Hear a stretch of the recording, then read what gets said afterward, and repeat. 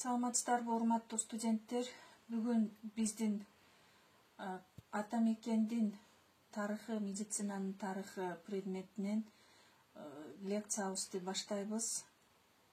Анда бүгүнкү силер менен өтө турган темабыз кыргыз элинин салттык маданиятындагы кошок жанрынын өзгөчөлүгү деген темадагы лекциябызды баштасак. Балдар, бүгүн 3 суроону карайбыз. Пландагы 3 суроо. Биринчиси кошок жанрынын этимологиясы, экинчи жоктоолордун тарыхый мааниси, үчүнчү сурообуз кошоктордун бүгүнкү күндөгү статусу, же болбосо эл арасынан жыйналган материалдардын негизинде анализ берилет. Адабияттар, кайсыл адабияттардан карайбыз? Биринчи биздин булагыбыз Саул Матвеевич Абрамзондун Кыргыз жана Кыргызстан тарыхы боюнча тандалма эмгектер Бишкек 1999. Экинчи Айдаркулов Кадыркул Айдаркулович, Мырзабаева Нуржамал Сасалимовна, Анарбекова Венера Эркинбековнанын кошок инсанды эскерүү жанры, Жалал-Абад 2014 жыл. Үчүнчү адабиятыбыз Анарбекова Венера Эркинбековна, Анарбаева Гульназ Араповна, кошок кыргыз элинин салттык мурасы, материалдардын жыйнагы, Жалал-Абад 2019. Андан кийинки булак Жумагулов Четин Жумагулович, Орхон Енисей текстери, Фрунзе 1982, Кошоктор эл адабият сериясы 21-19 томдор, Бишкек 1998. Анда эмесе балдар, биринчи сурообуз жөнүндө токтолсок, кошок жанрынын этимологиясы. Кыргыздардын руханий турмушунда кошок айтуу башка элдик ооз-эки чыгармалар менен бирдей эле өз алдынча өнүгүп, эпикалык чыгармаларга чейин өсүп жеткен.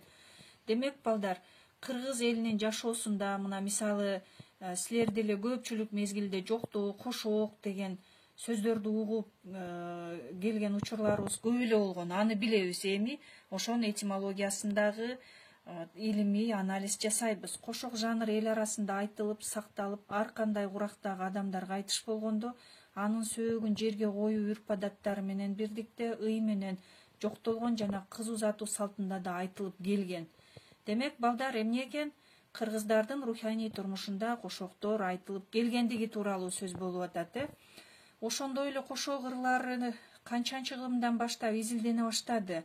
Фольклордун тарыхында 19-кылымдан баштап изилдене баштады.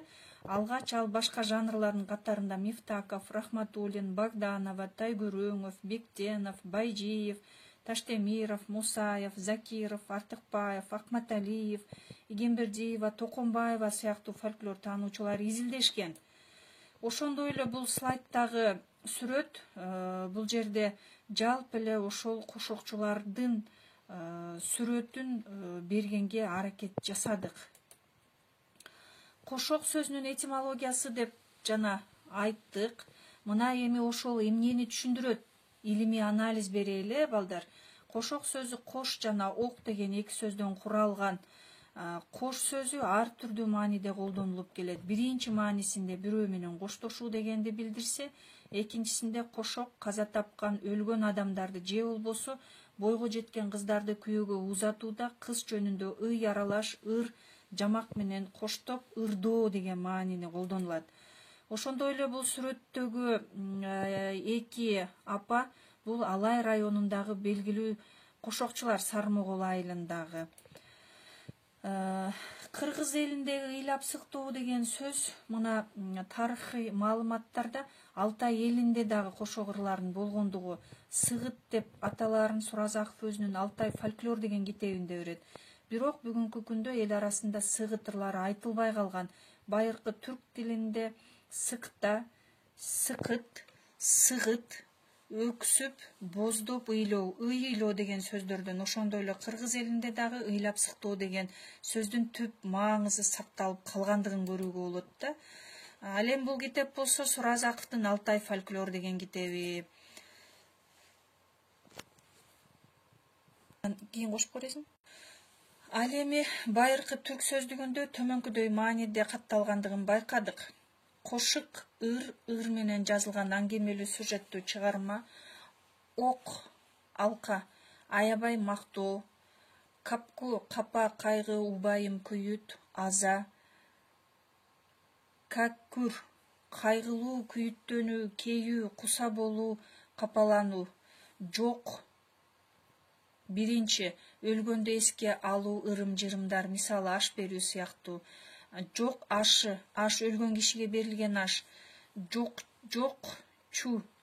Аш берүүгө катышкан же өлгөндө эске алуу ырым-жырымдарында катышуучулар кошокчу байыркы замандарда өлгөндө ыйлаган аялдарды, жалдан ыйлаган аялдарды, мындайча айтканда плакальщицаларды аташкан.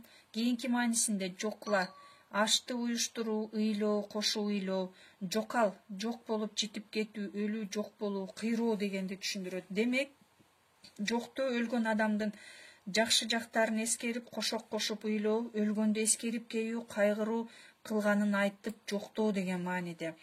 Ал эми бул сүрөттө болсо, ошол кошок айтуунун ыкмалары деген түз эфирдеги болгон маектен бир фрагмент. Андан кийинки маанилерине дагы токтолсок, балдар, айрым диний көз караштар боюнча кошок, кош ак деген сөздөн келген. Анткени өлүктү узатарда актоо, жаназа окуу жана башка салттары менен коштоо узатышат. Аллага ак болуп тазарып баруу, ак кепиндеп жерге коюу, ал ак, кош эми сен аксың. Кош ак деген сөз мына ушул маанини бергендей. Бул дүйнөгө таптаза ак келгенсиң, эми ал дүйнөгө да ак болуп баргын деген мааниде айтылган деген дагы ойлорго токтолгонго болот. Ошентип, кошок сөз адабияттарда каза тапкан адам же күйөөгө узатылып жаткан кыз жөнүндө ый аралаш аткарылуучу ыр кошок деп мүнөздөлөт. Ошондой эле тарыхта байыркы түрк урууларында онок эли жөнүндө айтылып, таш жазма эстеликтеринде да эскерилет. Демек, кошок ырлар ошол оноктордун мезгилинде эле пайда болгон деген ынандырарлык. Ал эми бул сиздер көрүп турган сүрөт Орхон Энесай жазма эстеликтеринде жоктоолор кошоктордун баш аты болуп эсептелинет. Кошоктордун уккулуктуулугу, анын эмоция таасиринин өзгөчөлүгүндө кошоктогу аныктамалар биринин артынан бири тизмектелип, маркумдун бардык жакшы сапаттарын кайталоо менен ачып бергенде жатат. Кыргыз элинде кошок ырлары Октябрь революциясына чейин кеңири таралган. Чохан Чингизидович Валиханов кыргыз эли түгөнгүс кенч, алардын кайталангыс салттары башка элдердикинен бир топ айырмаланып турат деп эң жогорку деңгээлде баалаган. Бир эле мисал маркумдун арбагын сыйлап, ырым-жырымдарды эскерүү кечелерди өткөрүп Куран түшүрүү дейт. Демек, балдар, биринчи сурообузда кошок жоктоолордун этимологиясына токтолдук. Алтай тилдеринде, байыркы түрк тилдеринде, кыргыз тилинде, диний жактан караганда эмнелерди түшүндүрөт? Мына ушулардын баардык нерселер менен токтоп такталып алдык. Ал эми экинчи сурообуз болсо, жоктоолордун тарыхый мааниси. Бул эмнени түшүндүрөт, балдар? Кошок жанрынын дагы бир өзгөчөлүгү жалаң гана реалдуу чындыкты чагылдырбастан акыретте дагы жашоо бар экендигин элестетүү менен диндик жоболор көбүрөөк чагылдырылганын байкадык.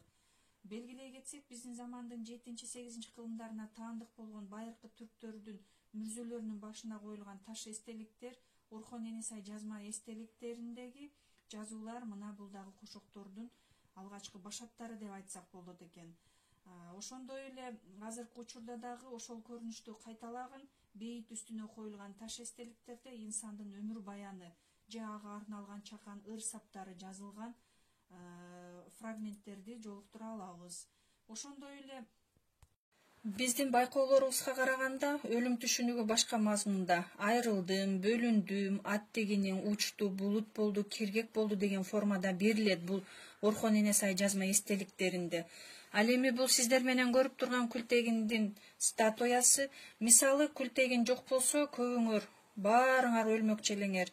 Иним Күлтегин кергек болду, өлдү, өзүм сагындым, аза күттүм, көрөк көзүм көрбөстөн билер билегим, акылым билбестей болду, өзүм кайгырдым, аза күттүм. Убакыт Теңири Таалайга жазат, адам баласынын баары, киши ушунун баары өлгөнү төрөлгөн деген саптарда баатырдын жарык дүйнө менен кош айтышкандыгы, ал үчүн аза күтүп, оор жоготууга учурагандыгы адам жашоосунун философиясы катары каралат. Бул сүрөттө болсо түрк каганы Күлтегиндин эстелиги. Ал эми мында болсо Барсбек Каганга арналган эпитафиялык эстелик, мында ошол Барсбек Каганды жоктоо жазылган. кошок ооз-эки чыгармачылыктын ичинде эң байыркы жанр экени белгилүү. Ошону менен бирге улуу эпосубуз Манас да кошок кошуудан келип чыккан деп айтылат. Мисалы, Семетей эпосундагы Канекейдин кошогу деп аталган бөлүктө Манасты жоктоо менен бирге элдин өткөн турмушу, эркиндиги, эми алардын кайталангыстыгы айтылат. Жайсаң, Токтогул сыяктуу ырчылардын кошогунан ал эркектерге да тиешелүү экендиги билебиз да. Ал эми биз силер менен болсо буга чейин ойлоп келгенбиз, кошоктор же болбосо жоктоолор жалгыз гана аялдарга таандык деп. Демек, балдар, тарыхый барактарда эркектердин дагы кошок кошкон учурлары болуптур. Карагул Ботомөңдү элдик поэмалар бүтүндөй кошоктордон турат. Ал эми адабиятыбыздын башаты болгон Орхон Энесай жазмаларынын дээрлик бардыгын Бектенов менен Байжиевтер белгилегендей керээс түрүндөгү айтылган кошок сөздөрү. Мисалы, адамдын жаны чыгып үзүлгөндө чуу чыгарат. Мына ошол чууну Манас эпосунда жоктоодо мындайча сүрөттөлөт. Кайың менен тал ыйлап, жараткандын баары ыйлап, жашыбаган таш жашып, аяаламды кайгы басып, тунжураган түн болуп, төбөң түшкөн дүнүйө жоктоп турду баатырды дейт. Бул тарыхый факт менен эпикалык чыгармалар менен салыштырылып каралды. Кошоктор экиге бөлүнөт. Бири инсан каза болгондо кошулуучу кошоктор, экинчиси кыз узатууда айтылат. Кошоктор коңшу элдерде тажик, түркмөн, өзбек, казактарда дагы кездешет. Кыргыз элинде кошок ырлар Октябрь революциясына чейин кеңири тараган. Бирок жогорудагы айтылган элдердин ичинен Кыргыз элинде эң жогорку деңгээлде сакталып калган. Мына балдар, эки моментте айтылат дедик. Мисалы, кыз узатуу кошогунда же болбосо келин көчүрүүдөгү кошок кошуу узатылып жаткан кыздын бардык жакшы жактары, сулуу, өң чырайы, келбети, сымбаты, жумшак мамилеси, ата теги, бакыбат турмушта жашагандыгы, мына кызга болгон сый-урматты мына ошол жерде айткан жеңеси, эжеси, апалары айтып кызды узатышкан. Ошондой эле кызды узатып барууга жеңелери, курбу курдаштары кошо жөнөтүлгөн. Келинди көчүргөндө жасалгаланган атка мингизилип, жорго атка мингизилет дагы, анын жакын жеңелеринин бири жетелеп, курдаш кыз келиндер, коңшу айылдар дагы оюн, күлкү, ыр, шаан, шөкөт менен коштоп алып барышкан. Ал эми бүгүнкү мезгилдеги мындай салт, кыз көчүрүү салты ошол мезгил талабына жараша башка нукка өзгөргөндүгүнүн баарыбыз эле күбөсүбүз. Ал эми бул сүрөттө болсо кыз узатуудагы салттан бир көрүнүш. Бул жерде жигит менен кыз, ал эми апасы, жеңелери мына ушул кызды узатып жаткан учуру. Мисал келтирсек, эл арасында көп эле кыз узатуу кошогунда кок шумкар бердим таптап ал, көк жебек бердим саптап ал, уктап калса ойготуң, ыйлап калса сооротуң, тарбиялап өстүрүп бүлөк кылып алыңыз, алтындан ийик бойлоп жүр, алганың менен тойлоп жүр, күмүштөн ийик бойлоп жүр, күйөөң менен тойлоп жүр деп, бул тиги жеңеси кудагыйга кызын тапшырып аткан учур. Ал эми бул кошогубуз болсо баарыбыз эле билебиз, Чыңгызханды. Мына ошол Монголдун ханы Чыңгызхандын уулу Жуче каза болгондо Кетбука ырчынын угузуп турган жери. Туу куйругу бир кучак тулпар кашты айганым, туурунан бошонуп шумкар кашты айганым, алтын така күмүш мык дулдул кашты айганым, алтын ордо башынан булбул кашты айганым, агын дайра соолуп көл бөксөрдү айганым. Демек, балдар, мына экинчи планыбызды дагы жыйынтыктасак, кыз узатуу жана ошол маркумга болгон кошок жөнүндө тарыхый салыштырмалуу анализдер жасалды. Эми үчүнчү сурообуз кошоктордун бүгүнкү күндөгү статусу. Ошондой эле эл арасынан жыйналган материалдардын негизинде анализ жасоого аракет жасайбыз. Көчмөн турмушта жашаган кыргыздардын элдик ооз-эки чыгармачылыгы эл ичинде ушул кезге чейин сакталгандыгы бул кошок жанрынын өзгөчөлүгүнүн жана аларга этияттык сарамжалдуулук менен мамиле кылгандыгын айгинелейт. Мунун ачык мисалы болуп, биз 2003 жана 2018-19 жылдары өз алдыбызча уюштурган этнографиялык материал жыйнап жүргөндө, бунун ошол тарыхый маалыматтардын чыныгы күбөсү болдук, балдар. Элдик оозеки чыгармачылыкты элдин тарыхын, маданиятынын улуу булагы, көөнөрбөс эстелиги катары баалап сактап калышыбыз керек деген тыянакка келдик да. Ошондой эле кошок жанрынын мындай көрүнүшү кыргыз маданиятынын калыптануу жана өнүгүү тарыхын изилдеп үйрөнүүдө кызыктуу материалдарды ачып бере алгандыгында болуп атат да. Бул сүрөттө болсо Алай районунун Сарымогол айылында материал жыйноо учурунда 2018 жылда мунагы турган апалардын бардыгы улуттук кийимдеги. Булар ошол Сарымогол айылынын белгилүү кошокчулары. Ош жана Жалал Абад областарында жашаган кошокчулардан жазылып алынган арман жоктоо, кошок, жар жана башка жанрларды топтодук. Биздин максатыбыз бул кийинки муундар үчүн сактап калуу идеясы болчу. Анткени бүгүнкү күндө кошоктун статусу жоголуп, кошокчулар айтпай калды. Биз бул материалда 110дон ашык информаторлордун кошокторун жаздырып алдык, алардын жаш өзгөчөлүктөрүнө дагы анализ жасадык. Мында 90 жаштан өйдөлөрүнөн бирөө гана Супатаева Гүлбар деген эне калыптыр. Өзгөн районунда 81 жаштан 90го чейинкилери бул 10го жетпейт. Мына жана биз айтып аткан Супатаева Гүлбар апа. Ал эми 71 жаштан 80 жашка чейинкилер 20дай, 61 жаштан 70ге чейинкилеринен 40тай, ал эми 30 жаштан 60га чейинкилери 40тай эле калган. Демек, бул азыркы жаш муундардын кошокту билбей статустун төмөндөп калгандыгы жөнүндө анализ болду. Бул апалар болсо, мына улуттук кийимдеги баш кийимдери каляк деп аталат. Бул кошокчу апалар.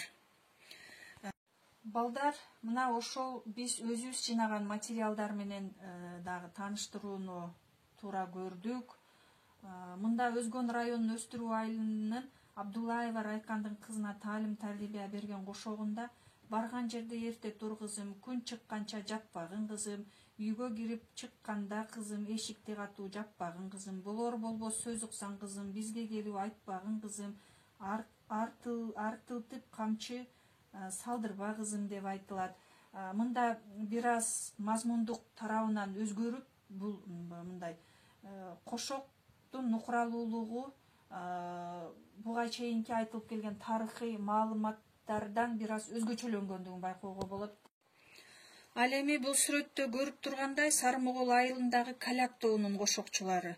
Мына бул апалардын жашы 70, 80, 85 жашка чейинки айылдагы кошокчу апалар. Албетте булардын айткан кошогунда нукуралуулук бар.